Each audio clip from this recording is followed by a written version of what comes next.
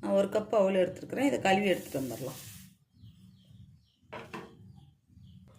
பாருங்கள், அவல் எடுத்த கப்புலேயே 1/2 கப்பு தயிர். இது எல்லாம் சேர்த்து நல்லா கலந்து விடலாம். அவலை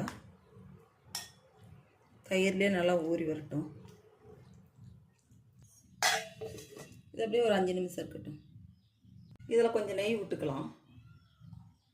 1 ஸ்பூனு நெய் விட்டுக்கலாம். நாம் அந்த 1 கப்பு ரவையை வறுத்து எடுத்துக்கலாம்.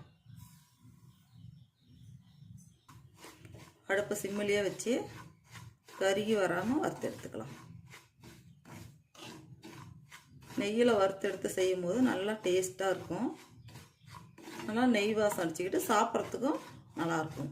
நெய் பிடிக்காதீங்க, எண்ணெய் விட்டு கூட வறுத்து எடுத்துக்கலாம் ரவையை. ரவை நல்லா வறுபட்டு போச்சு. இப்போ நம்ம எடுத்துடலாம்.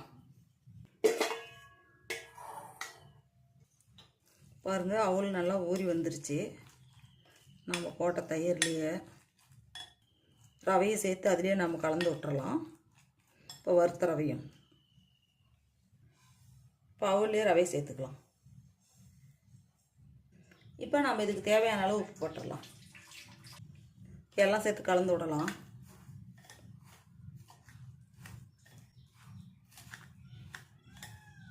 இப்படி ரவையை வறுத்து செய்யும்போது சாப்பிட்றதுக்கு நல்லா டேஸ்ட்டாக இருக்கும். இப்போ இது கொஞ்சம் தண்ணி ஊற்றிடலாம். இன்னும் கொஞ்சமாக தண்ணி ஊற்றிடலாம்.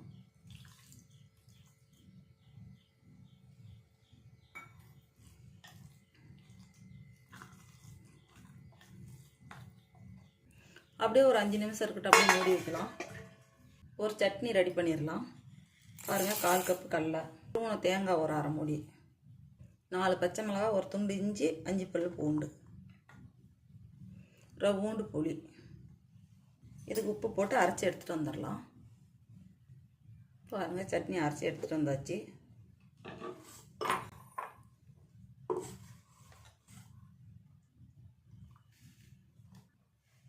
பாருங்கள், சட்னி ரெடி ஆயிடுச்சு.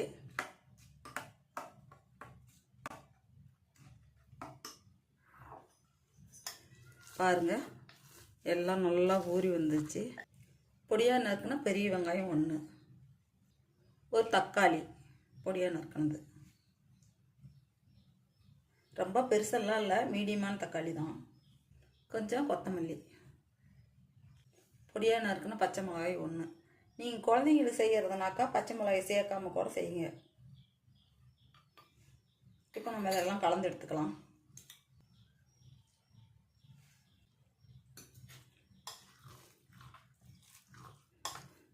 அதிகமாகலாம் தண்ணி ஊற்றக்கூடாது, மீடியமாகவே ஊற்றி எடுத்துக்கலாம். பாருங்கள், எல்லாம் கலந்தாச்சு. நம்ம தண்ணியாட்டமும் இருக்கக்கூடாது, நம்ம கெட்டி பதமாக இருக்கக்கூடாது. பாருங்கதா, இந்த அளவில் இருந்தாலே போதும். இப்போ நம்ம இதில் தோசை ஊற்றி எடுத்துக்கலாம். இப்போ நம்ம தோசை ஊற்றிக்கலாம். எண்ணெய் தடவி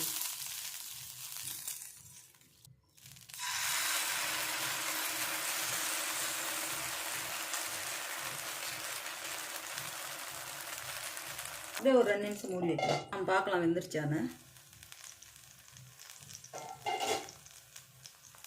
பாருங்கள், வெந்து வந்துருச்சு. திருப்பி போட்டுக்கலாம். பாருங்கள், நல்லா வெந்துருச்சு. இப்போ எடுத்துட்டு மீதி இருக்கிற மாவையும் எல்லாம் அப்படியே ஊற்றி எடுத்துடலாம். பாருங்கள், சுட்டு எடுத்தாச்சு. மீதி இருக்கிறத எல்லாம் சுட்டு எடுத்துக்கலாம். 1 கப் ரவை, 1 கப்பு அவல் இருந்தால் போகிறோம்.